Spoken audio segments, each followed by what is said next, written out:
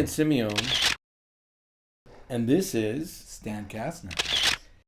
Stanley and I had the distinct honor working at the Boston Tea Party back in the late 60s.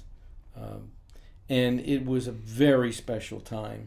I think Stanley will agree with that. Oh, yeah. The Boston Tea Party, as most of us remember, was at 42 Berkeley, I believe, in an old Mason or synagogue. I think capacity was around 400 people. The Tea Party had been open for a year or two on Berkeley Street. And this was, of course, run by Don Law and Ray Reapin at the time.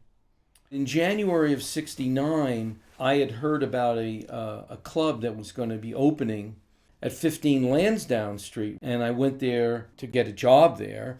I was going to Emerson. I was going to Emerson, too. Yeah, we both were going to Emerson College in Boston. We used to have a wall in front of the college where all the people sat and mingled socially. And I was a little bored one day, and I was walking by the wall, and I saw this guy sitting on the wall with this massively long ponytail. And I thought, this cat looks pretty interesting. And I sat down and struck up a conversation with him, and it was Eddie. And Eddie said, "So what do you do?" And I said, "Well, I'm a theater arts major, and I'm a stage manager at in one of these little silly plays." And he said, "Oh, really? You need a job? Because I work at a rock and roll club, and we need a stage manager." So I said, "Sure, I'll do it." So the next day, I went there and I got hired, and that was where my Boston Tea Party career started. This was a very special time in that a club that could only hold 1,900 people could book these up-and-coming bands. Now there would be called supergroups.